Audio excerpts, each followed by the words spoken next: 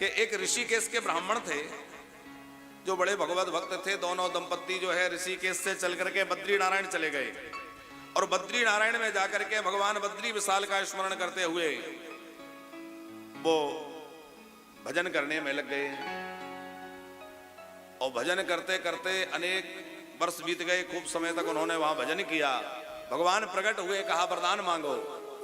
तो और कोई वरदान नहीं मांगा, एक ही वरदान मांगा, जैसे मनु शत्रुपा जी ने मांगा था, चाहा ही तुम्हीं समान सुत, आपके जैसा बेटा चाहिए। ठाकुर जी ने कहा कि मैं अपने जैसा कैसे कहां से लाऊं, अपने जैसा तो कहीं मिलेगा नहीं, इसलिए मैं ही तुम्हारा पुत्र बन करके आऊंगा। तुम निश्चिंत हो जाओ, जाओ मैं तुम्हारा बेटा बनूंगा और अपनी बाल लीलाओं का सुख प्रदान करूंगा, तुम निश्चिंत हो जाओ। तो वो ब्राह्मण ब्राह्मणी जो है वहां भजन करते करते उन्होंने शरीर त्याग दिया। और जब शरीर छूट गया तो अगला जन्म उनको जो मिला, तीर्थराज प्रयाग में आपका जन्म हुआ। तीर्थराज प्रयाग में वह ब्राह्मण जो है पुण्य सदन नाम से विख्यात हुए। पुण्य सदन नाम के ब्राह्मण वह हुए, उनका नाम विख्यात हुआ। और वही ब्राह्मणी जो है सुशीला नाम से प्रसिद्ध हुई। वह दोनों दंपत्ति यहां आकर के फिर भजन करने लग गए। राम भक्त तो थे ही, फिर भजन करने में लग गए। खूब भजन किया। एक दिन श्री सुशीला जी भगवान का ध्यान कर रही थी और भगवान से पुत्र प्राप्ति की कामना कर रही थी। प्रभु सब कुछ है, पुत्र नहीं है, अवस्था होने लगी काफी, लेकिन पुत्र नहीं हुआ। तो प्रार्थना की। तो जब वो प्रार्थना कर रही थी तो उन्होंने अपना अंचल ऐसे पसार के प्रभु एक पुत्र। अब पूर्व जन्म की बात तो उनको स्मरण नहीं रही। तो ठाकुर जी ने कृपा क्या की, बोले उनके आंचल में भगवान की प्रसादी पुष्पमाला और एक दक्षिणावर्त शंख जो है आकर के गिरा और कहा भगवान ने कि अब तुम्हारा मनोरथ सिद्ध होगा। उनको अनुभव में आ गया कि भगवान कह रहे हैं अब तुम्हारा मनोरथ सिद्ध होगा। पुष्पमाला प्राप्त हो गई, भगवान का शंख प्राप्त हो गया। अब वो गदगद होकर के भगवान की स्तुति करने लगी, खूब प्रसन्न हो गई। धीरे धीरे समय पूर्ण हुआ, आगे बढ़ा और विक्रम संवत 1256 में माघ कृष्ण सप्तमी चित्रा नक्षत्र सिद्ध योग कुंभ लग्न में 7 दंड दिन चढ़े। उन ब्राह्मण के यहाँ सुशीला जी के गर्भ से साक्षात श्री रघुनाथ जी ही जो है श्री रामानंदाचार्य जी के रूप में पुत्र रूप में प्रकट हो गए। बोलिए श्री स्वामी जी महाराज की। अत्यंत अलौकिक सौंदर्य सिंधु वह बालक, देख करके हर कोई मोहित हो जाए। जो उस बालक को देखे मंत्र मुग्ध हो जाए। वह बालक इतना दिव्य, साक्षात राम जी हैं। उस बालक का जो है जात कर्म संस्कार विधि पूर्वक पिता ने करवाया।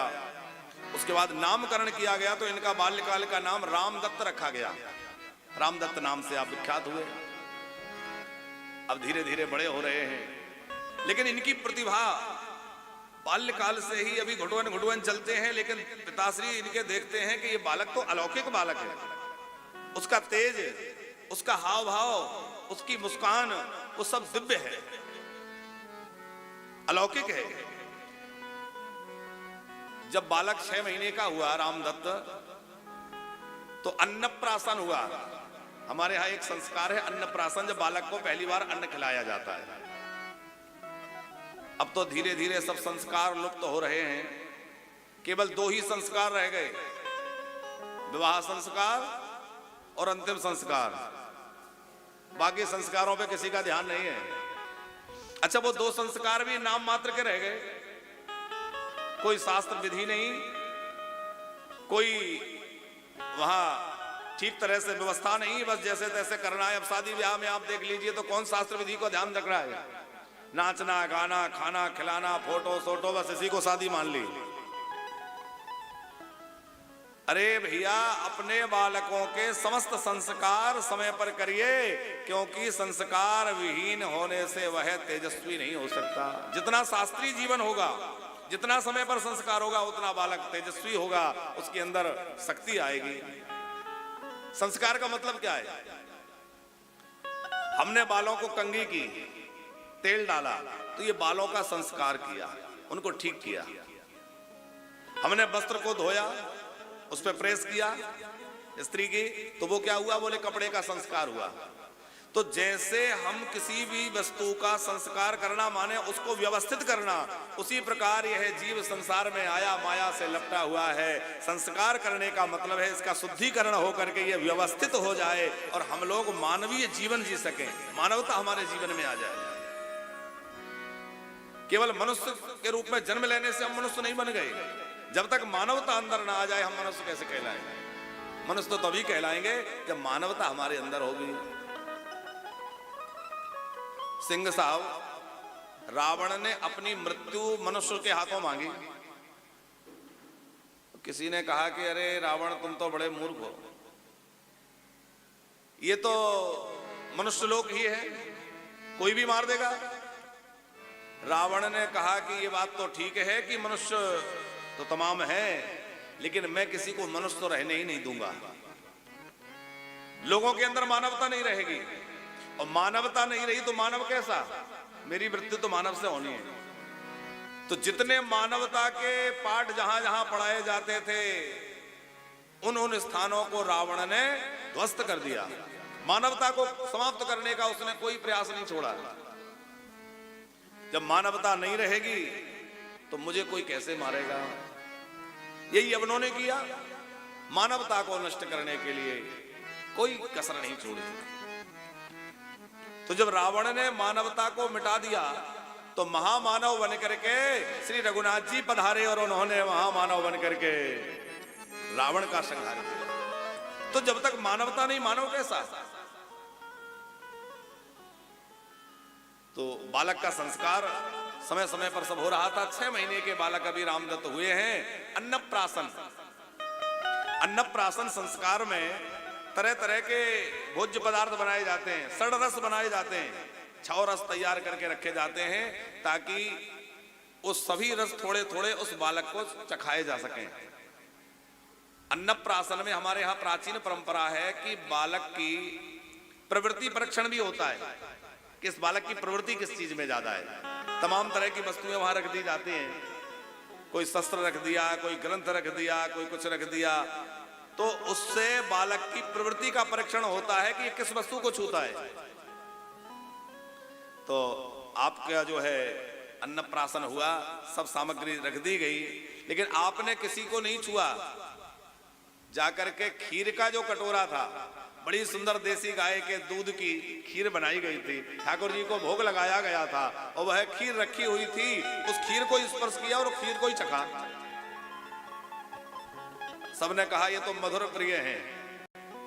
ब्राह्मणों ने कहा मधुर प्रिय है बालक। ग्रंथ को स्पर्श किया, बोले ये तो ग्रंथों में बड़ा निष्णात होगा, विद्वान होगा, ये बात वहां कही गई। और आप जो है उस समय खीर अन्नप्राशन में पाए तो जीवन पर्यंत स्वामी जी केवल खीर ही पाते थे। आपका मुख्य भोजन खीर ही था। आगे हम चरित्र सुनेंगे कि कभी कभी ऐसा होता था काशी जी में जब आप विराजे कि किसी दिन खीर के लिए कोई सामग्री नहीं है, कोई नहीं दे पाया, तो साक्षात भगवती गंगा महारानी प्रकट होकर के और दूध लेकर के भात लेकर के आ जाती और कहती खीर बनाओ और प्रसाद पाओ। गंगा जी इनको पवाने के लिए आ जाते हैं। खीर पाकर ही आपने भजन किया। हमारे राम जी भी तो खीर से प्रकट भए हैं। खीर ठाकुर जी को बड़ी प्रिय है, इसलिए ठाकुर जी को भोग लगाओ। कभी कोई त्योहार है, कोई ऐसा समय है तो खीर का भोग खूब लगाया करें। हम यहाँ जब अन्न क्षेत्र अपना चलता है तो हमारा प्रयास रहता है कि अन्न क्षेत्र में जब जब कोई विशेष भंडारा हो तो खीर का भोग अवश्य लगे। संतों को, ठाकुर जी को, अब जैसे कल पूर्णमासी है, सत्यनारायण भगवान की पूजा हो तो खीर अवश्य बने। कोई भी भंडारा हो तो हमारा आग्रह रहता है भैया खीर बनाओ, क्योंकि खीर हमारे ठाकुर जी को बहुत प्रिय है। आप खीर का प्रसाद ग्रहण किए। अब धीरे धीरे आप बड़े होने लगे, थोड़ा खसकने लगे, घुटगन घुटगन चलते हैं, अभी खड़े नहीं होते।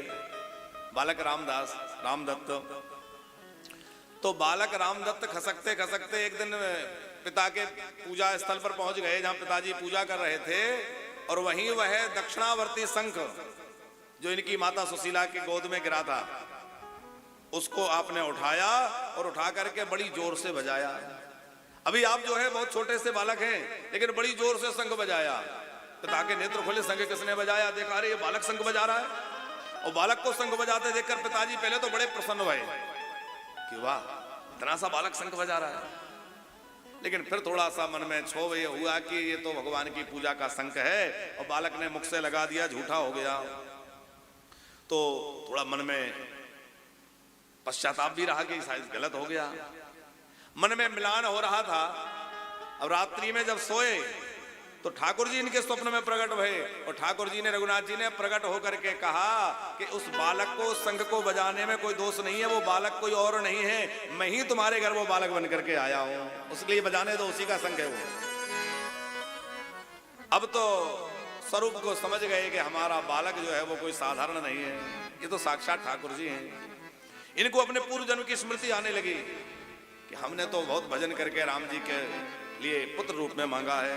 तो बालक निकल जाता है, कुछ दूर तक जाएगा, फिर लौट करके आ जाएगा।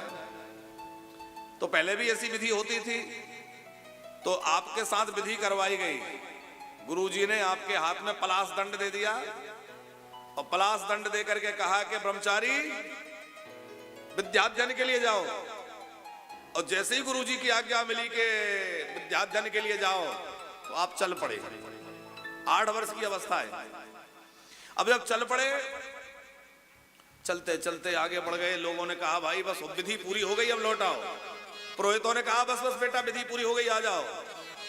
आप बड़े विनम्रता से प्रणाम करके बोले, गुरुजी मैं झूठी विधि करने वाला नहीं हूं, मैं तो जो करूंगा सच्ची विधि ही करूंगा। अब तो आपकी आज्ञा मिली है कि जाओ विद्याध्ययन करके आओ, तो अध्ययन करके ही लौटूंगा। अरे नहीं नहीं बेटा, वो तो एक विधि थी, अब लौट आओ। बहुत समझाया, माता पिता ने खूब समझाया, लेकिन आप किसी के समझाने से नहीं माने और आप बस वो पलाश दंड लेकर के और काशी की ओर बढ़ गए।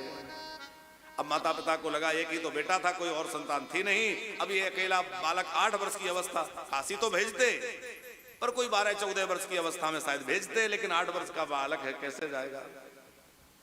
तो माता सुशीला जी, पिता पुण्यसदन जी, आप भी साथ में हो लिए और चलते चलते चलते जो है पैदल पैदल प्रयागराज से काशी पहुंच गए।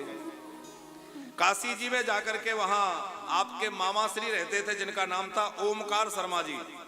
आप नैयायक थे, आप अच्छे विद्वान थे, उन्हीं के यहां जाकर के आप रहने लग गए और वहां वेदाध्ययन करने लग गए।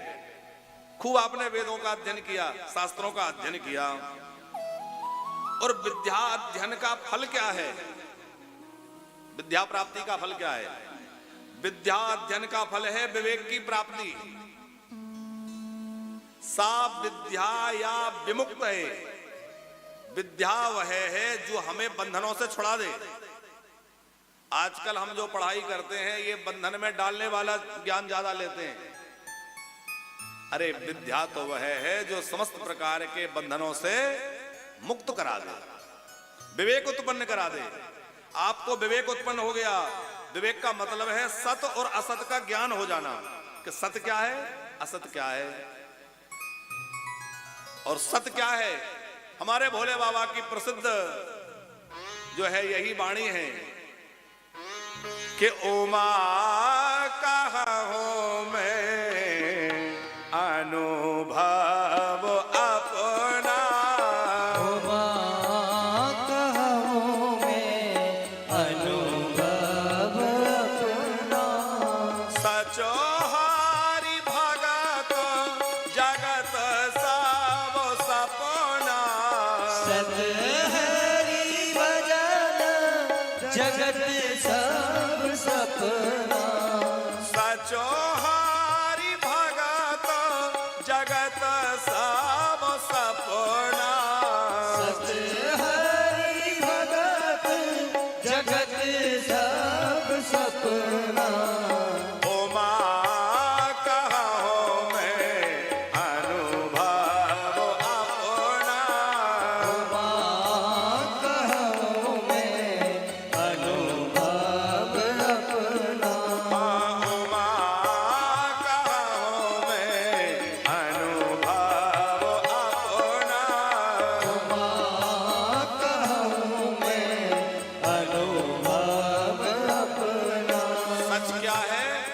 सच हरि भगत, भगवत भक्ति सच्ची है, बाकी सब संसार झूठा है, जगत सब सपना। तो आप में विवेक उत्पन्न हुआ तो आप जान गए कि जगत मिथ्या है, केवल भगवत भक्ति ही करना है और भगवत भक्ति का प्रचार करना है। तो भगवत भक्ति के प्रचार के लिए आप लग गए और आपने जो है क्या किया, बोले द्वितीय सेतु जग तारण कियो। आप द्वितीय सेतु बनाना है, भक्ति का सेतु निर्माण करना है, जीवों को भवसागर से पार होने का रास्ता दिखलाना है।